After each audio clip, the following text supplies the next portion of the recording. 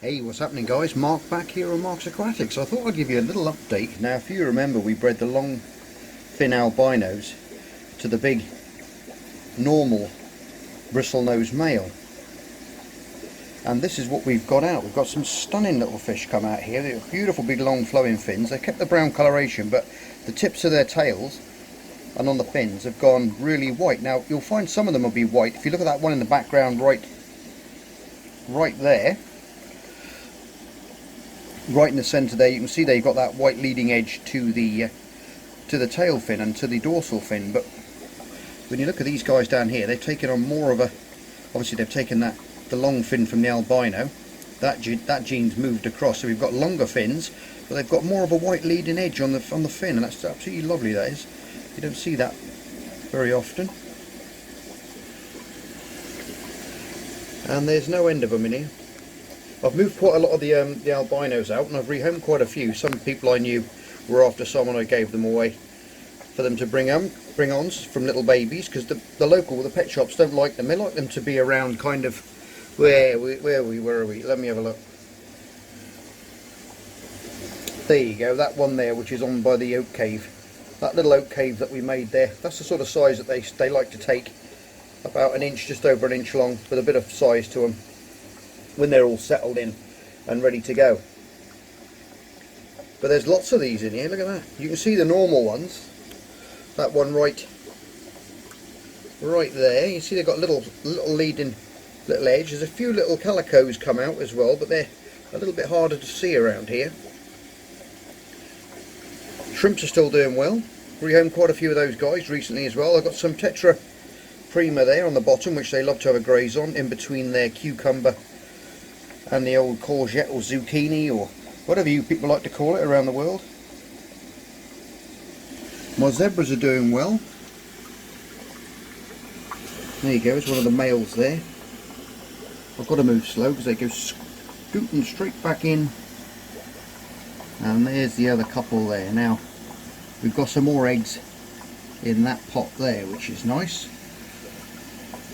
All the neons are doing well. I've got one cherry shrimp in there. It's 30 degrees in this tank, and that cherry shrimp has been in there since it was a tiny little baby, and it's turned into a stunning little female, as you can tell by that big second dish scale. Sorry, it's not very clear, it's right in the back of the tank. She's doing extremely well in there, and always gets the food in between the pots, which is good, and cleans up around the place. But if we come back round again, there we go, we've got no end of these things. And I'm just about to show you something. I took out one of the pots I've got from my king tigers. Now I've got some of the other ones down the bottom as well, and I've got a pair of bristlenose down there as well, and they've decided to have a double clutch.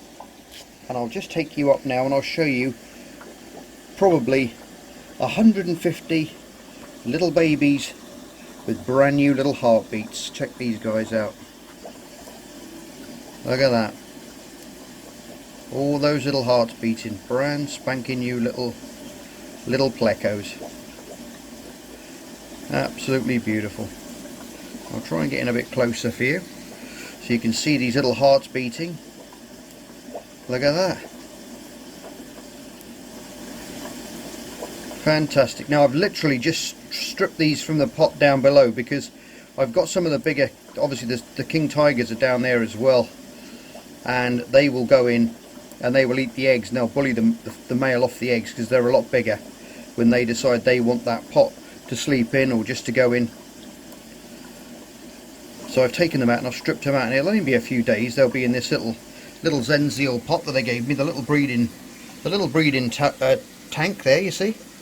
But I've taken that piece out where you would hold the mum, and the babies fall through into the bottom there. So I've just put those in there, and it's great because the air and the oxygen and everything can move up through the slits and keep everything nicely aerated through the tank. Now there's an older pleco in there as well, which was in the pot down below from a previous spawn, and a cherry shrimp as well. They've all gone in, but the cherry shrimp's not going to worry the plecos, and that little baby one's not going to worry the other ones, because He'll just keep everything clean. The shrimp will clean up anything, or if we lose any, he'll clean them up.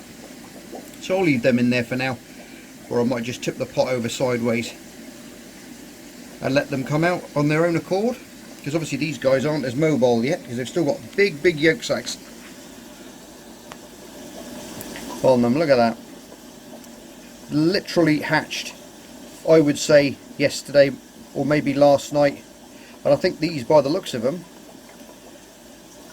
could be the albinos, the albino longfin. So there's a good 150 of those guys, I would say, in there, maybe more. We'll have a little look in from the top so you can see how thick they go back. There you go, look at that.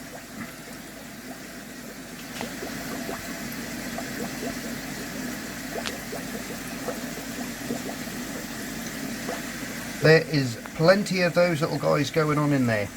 Magic stuff. Also in this tank, guys, I've got the hatchet fish as well, which I'm bringing on. Hello to you. We lost one, sadly, but these things do happen. So we've got 7 now, but hopefully we'll have a good couple of pairs maybe in between those, so we can breed them out. Loads and loads of rickia on the surface. This stuff grows like weeds in my tanks, it really does. But it's great for spawning for certain fish, that's why I keep it going. Give it away to a few people if they want some. But in the tank, as you can see, we've got all kinds going on there. We've got all the new babies, all the other babies on the old catappa leaves there, having a munch away. And they just keep going, look. That big load of rickia that you can see there was cottoned on to the bamboo, but that's come adrift now and it's floated up to the top, so I'll have to put some of that back on there again. I'll put a big rock in there as well for some algae to grow on, for those little raspers to have a go at, little plecos. But everything's nice and happy and healthy in there. Got a little hatchet fish freaking out there because he just can't get past the box. He'll work it out in a minute. Go on, silly, go around the other side. There you go. Little helping hand and you're around the side. Look, back with your friends. Now these guys love that tetraprima when it's on the surface. When it first goes in, it floats for about, I'd say, 30 seconds. Crush a little bit up and I put it on the surface and it floats around and they take that off. It's high protein, so it'll be growing them up, filling them up with eggs. Some of them are looking a little bit chunkier now, which is nice. But what I'm going to do is I'm going to move these guys into another tank in the workshop, and we're going to set a nice black water tank up for them and hopefully spawn them in there, because I want to keep these and make a little display with them, not just for breeding but just to keep out and maybe see if I can breed a lovely little shoal of them in a tank all of their own in the workshop, which I think will look really nice. So that's going to be an up and coming video, setting that tank up for breeding, and just a nice little tank for them in general to spend their little lives in. I'll just give you one little last look up here at these little babies. Look at that. Tiny, tiny little heartbeats. I think what I'll do is I'll go into the workshop and I'll get my my flipper magnifier and I'll see if I can get in any closer with that and the lens on this camera as well, okay?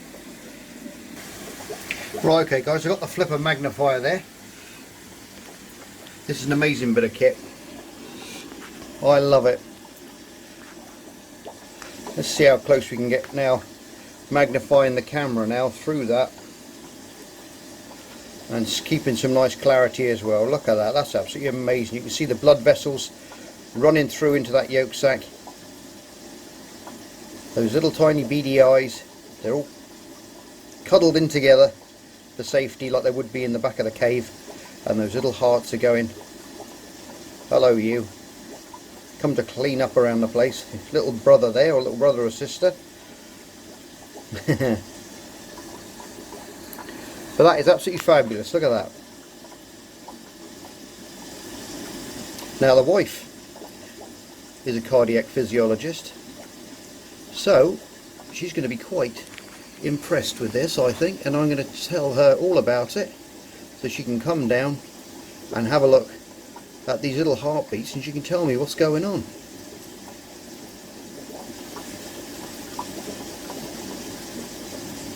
Absolutely amazing. Never get tired of seeing stuff like this, and it's lovely now that I've got, you know, today, like I said, years ago I never had anything like this. I mean, this is just, to me, it's just all up. Every day is an eye-opener for me still in the hobby, and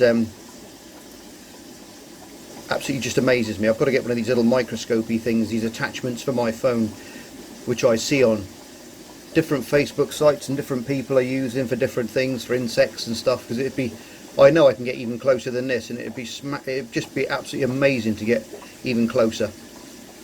But obviously with cameras and things and pixels, it only goes in so far. But this is a nice little shot.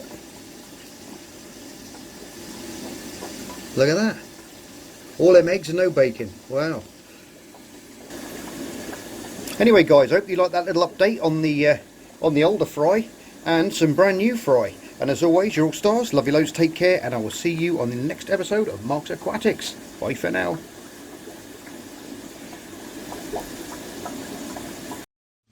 Just me and my guitar.